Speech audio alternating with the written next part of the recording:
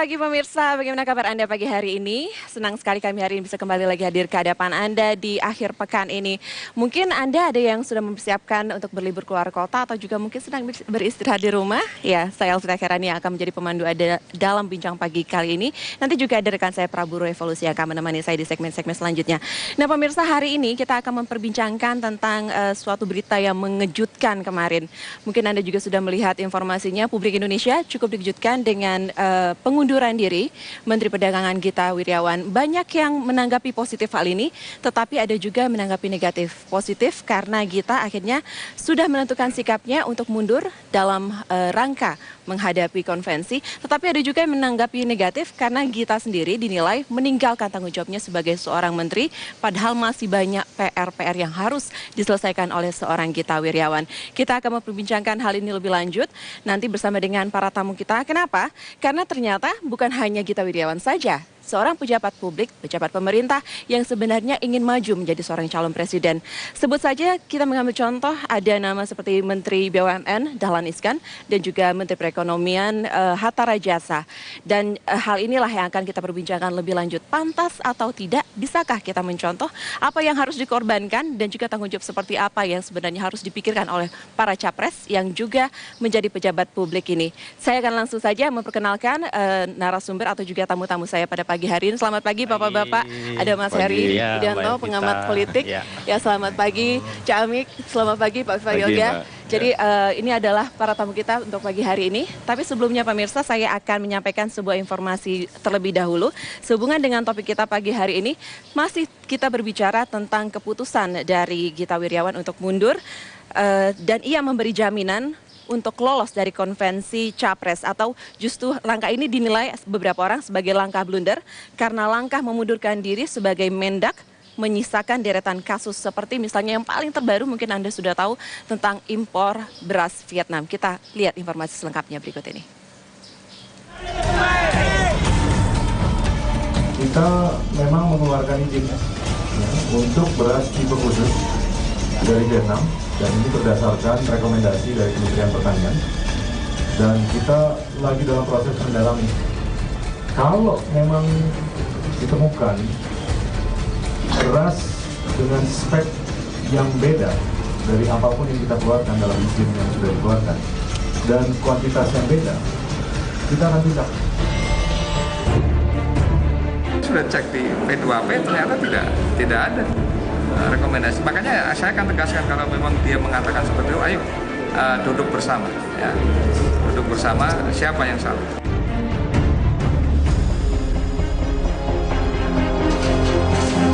Ini bukan sekali dua kali, berkali-kali. Maka saya katakan saudara Gita Wirjawan tidak konsisten dengan iklannya yang selalu harus memperhatikan produk dalam negeri.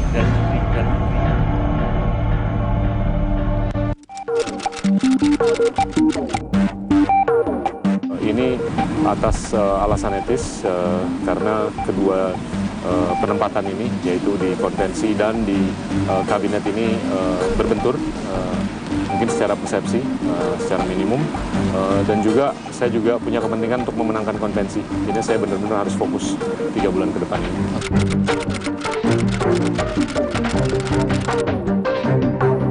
Ini kan demokrasi, siapa saja bisa menang, tapi saya punya keyakinan kalau saya tekuni ini dengan baik, secara maksimal, saya bisa memenangkan konvensi.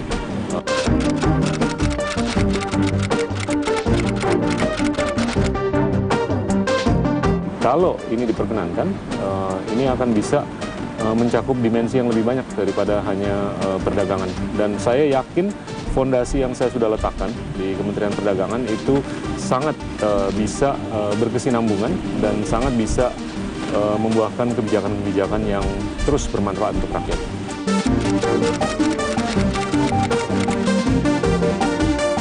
Ya harus dibuktikan dulu, keluhannya itu bener nggak ada banjir beras. Berasnya bener nggak dari Vietnam? Jangan-jangan dari Kongo, jangan dari negara yang lain. Nah, yang pasti kita mengeluarkan izin untuk tipe khusus dari Vietnam. Dan ini berdasarkan rekomendasi teknis dari Kementerian Pertanian.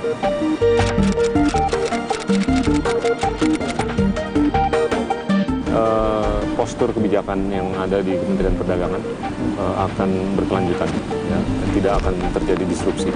Ya, dan ini tentunya prerogatif Bapak Presiden untuk memilih pengganti saya yang handal. Pemirsa, sebelum kita seperti sudah saya informasikan tadi, kita juga akan membahas tentang apakah para menteri lain, seperti misalnya ini sudah ada perwakilannya hadir di depan saya pada pagi hari ini, Cak Amik dari ini ya, Ketua Relawan Tim Suksesnya Dahlan Iskan, Menteri BUMN, dan juga ada Bung Viva Yoga, ini merupakan Ketua DPP PAN ya? Oke. Tapi sebelum kita menanyakan kepada dua bapak-bapak ini, saya akan tanya dulu kepada Mas Heri. Mas Heri, sebenarnya bisa tidak diambil menjadi contoh langkah diambil oleh Gita Wirjawan, karena bagaimanapun juga sebenarnya para menteri ini memang punya PR masing-masing yang harus diselesaikan sebelum mereka memikirkan diri sendiri, saya bisa katakan diri sendiri untuk menjadi calon presiden. Kalau Mbak Vita tanyakan ini bisa menjadi pembelajaran, saya jawab dulu ya. Ini menurut saya memang langkah positif untuk pembelajaran politik apapun alasannya ya. Karena memang seharusnya dalam etika politik seorang pejabat publik ya tidak hanya menteri ya. Pejabat publik itu juga ada di parlemen, ada lembaga-lembaga negara. Saya kira itu ketika mereka ingin masuk pada panggung politik dalam kontestasi capres, mereka mestinya dari awal sudah memisahkan gitu ya. Memisahkan dalam artian bisa saja mereka mundur ya. Karena mundur itu merupakan langkah yang paling tepat menurut saya selain ada cuti dan lain sebagainya. Karena begini, jangan sampai itu menimbulkan konflik of interest ya. Memang berat hal ini ya. Membuat seseorang menteri atau pejabat negara mundur itu pertaruhannya luar biasa. Contoh misalnya kita bisa lihatlah.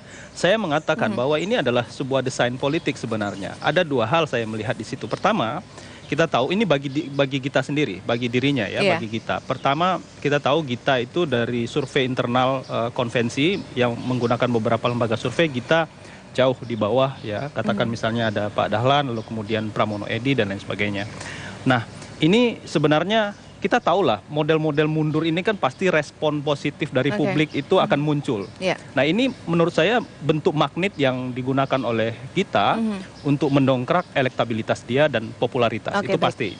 Oke, saya tanya dulu tapi ke ini dua perwakilannya yang sudah hadir pagi ini. Kalau dari pihak sikap dari Menteri BUMN sendiri, Dahlan Iskan sendiri, apakah sudah ada rencana mungkin mengikuti jejaknya Pak Gita? Ini dari segi relawan ya, Mbak. Jadi begini, Pak Dahlan ini kan dipilih, diangkat menjadi menteri ini kan oleh Presiden. Tentu kan Presiden punya pertimbangan yang matang mengangkat beliau ini. Dan yang memberhentikan pun kan juga Presiden. Nah, tentunya beliau juga akan mundur kalau itu diminta oleh Presiden ya. Tetapi kan amanah yang diberikan sebagai Menteri BUMN ini dengan 140 perusahaan BUMN, belum lagi anak perusahaan 300 lebih, yang ini sangat memenuhi kepentingan hajat orang banyak.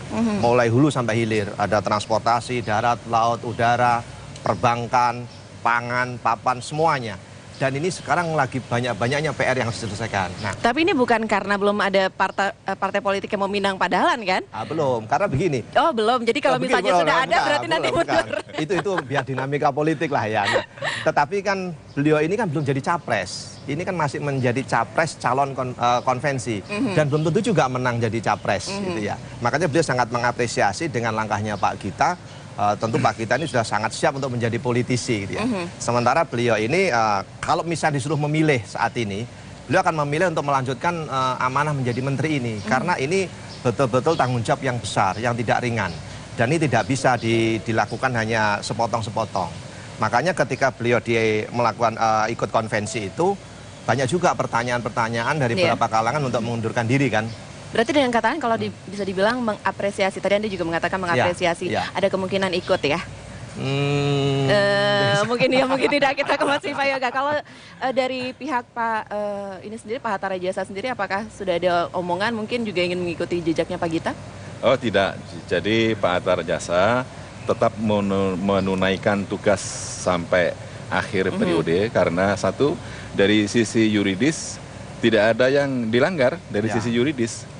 Seorang menteri mau masuk ke proses pilpres tidak ada yang dilanggar.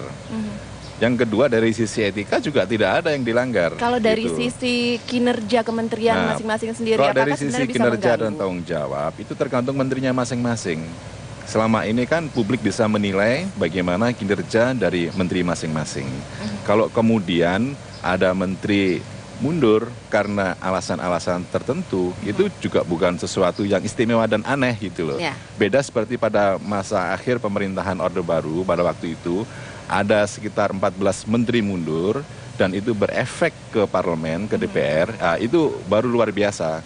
Kalau hanya Pak Gita yang bukan bagian dari pemerintah koalisi, ya, terus mundur, itu gitu ya, tidak kalau membawa koalisi efek politik susah mundur secara gitu ya, signifikan. Mas Biasa Eva? saja lah. Biasa saja. Oke, nanti kita juga bertanyakan lagi sebenarnya latar belakangnya apa sih? Susah sekali kayaknya mundur untuk melepaskan posisi pejabat ini. Tapi tunggu dulu. Tunggu dulu Gus Abi. Nanti di segmen selanjutnya. Kita akan jeda terlebih dahulu. Kami masih akan kembali saat lagi.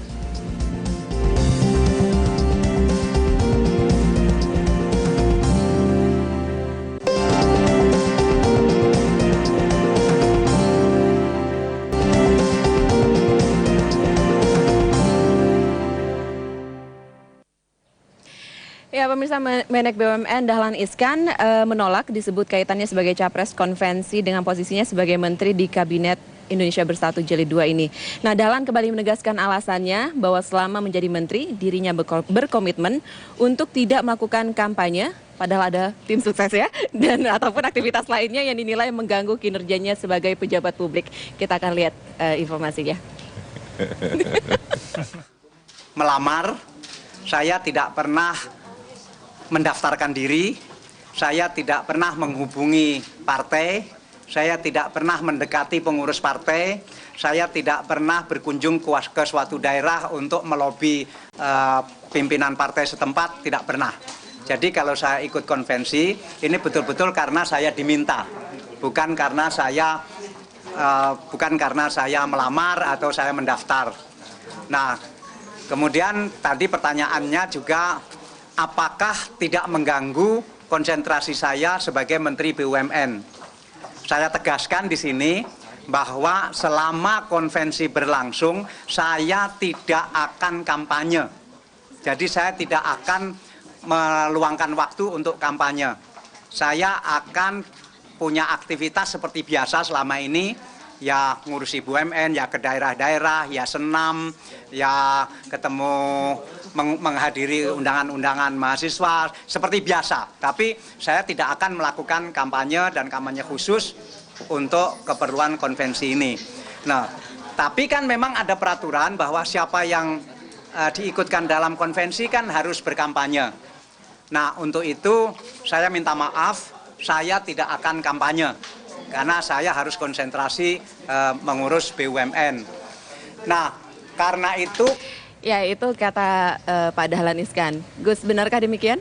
Oh, sangat betul, 1000%. Sangat betul. Sangat betul. Memang tidak kampanye, tapi kita kan juga sudah melihat ini, televisi, media cetak, semuanya juga sudah menyiarkan, sudah memberitakan tindak tanduk dari Pak Dahlan Iskan.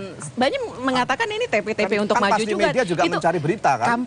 Kampanye terselubung sebenarnya. Tidak usah harus berkuar-kuar visi misinya seperti apa, tetapi bisa langsung terlihat. Benar Saya pikir itu hal yang wajar ya kalau ada yang menanggapi persepsi seperti itu. Tetapi sebetulnya yang disampaikan oleh Pak Dahlan tadi betul.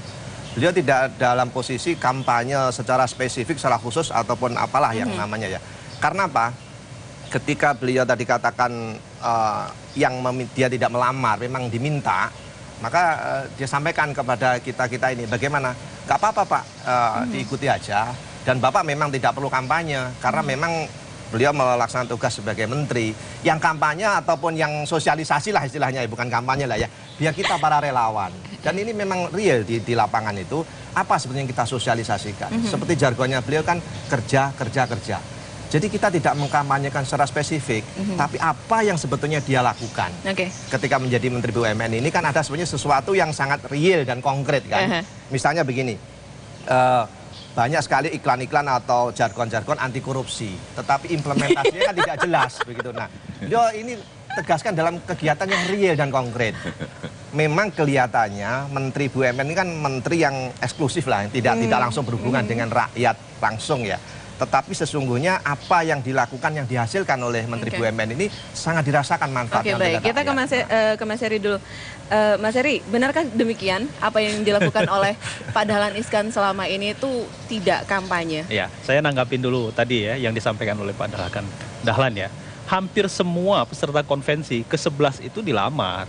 Jadi tidak ada yang mendaftarkan diri. Saya juga bertemu gitu. Jadi menurut saya publik juga harus tahu. Itu kan kenapa Pak SBY kemudian menghubungi beberapa orang untuk ikut konvensi, itu kan pasti punya alasan gitu ya, salah satunya Pak Dahlan. Lalu kemudian kalau tadi dikatakan itu bukan kampanye, inilah yang menurut saya harus diluruskan. Pemahaman kampanye selama ini yang saya nggak tahu nih, bahasa politik teman-teman politisi adalah orang beriklan di televisi, di media massa itu adalah iklan kampanye misalnya, seperti itu. Termasuk menurut saya KPU juga perlu dikritisi soal itu. Yang namanya kampanye itu turun ke lapangan, melakukan sosialisasi, pendekatan, dibungkus dengan pesan politik. Walaupun kampanye itu jangan dikatakan pilihlah saya, tapi ketika misalnya mendekati rakyat, ramai-ramai lalu kemudian melakukan, termasuk ya Pak Dahlan misalnya senam dan lain sebagainya, itu adalah bagian daripada upaya untuk memperkenalkan diri kepada masyarakat. Dan itulah yang Anda baca selama ini, bahwasanya teknik pencitraan itu adalah salah satu teknik kampanye untuk mendekati rakyat juga. Iya, karena kalau kita bilang pasti sekarang kan yang paling sedih itu kan sebenarnya Pak Hatta kalau kita bilang kampanye, karena Pak Hatta yang ditegur kan, yang lain kan enggak begitu. Nah, ini yang saya katakan bahwa semua itu melakukan kampanye, bentuknya saja yang berbeda-beda. Ada yang jelas-jelas mengatakan bahwa Indonesia satu, Indonesia hebat dan lain sebagainya, tapi yang lain itu dengan cara-cara lain. Ini begitu adalah bagian seperti itu. Ini kan yang mesti kita cermati yang disampaikan Pak Dahlan tidak kampanye. Bahwa ada yang mempersepsikan kampanye kan bukan Pak Dahlan. Dan itu kan haknya rakyat, haknya masyarakat. Ketika melihat sosok figur seorang Dahlan Iskan, seorang Dahlan Iskan seorang yang bersahaja, yang konkret, yang real, yang cerdas, yang melihat persoalan ini bukan untuk dibicarakan tapi diselesaikan. Tapi kadang-kadang kalau misalnya ada acara-acara ini ya Gus, ada kayak tadi senam pagi atau segala macam, itu ada gambar Pak Dahlan gitu ya. Mbak, begini, sekali-sekali ikutlah pada kegiatan kita ya, karena gini, sama sekali kadang-kadang malah Pak Dahlan tidak tahu. Jadi sebenarnya inisiatifnya itu semua dari relawan. Tidak ada yang tahu inisiatif. Nah itu kan gede banget itu. Fotonya itu bagaimana? Tapi begini, kalau dilihat ya sebenarnya ikut senam itu tidak semuanya juga pendukung Pak Dahlan kok. Ada di partai lain juga ada. Kenapa? Karena yang ikut senam itu kan karena hobi, karena ingin sehat gitu ya. Kalau menurut saya gini.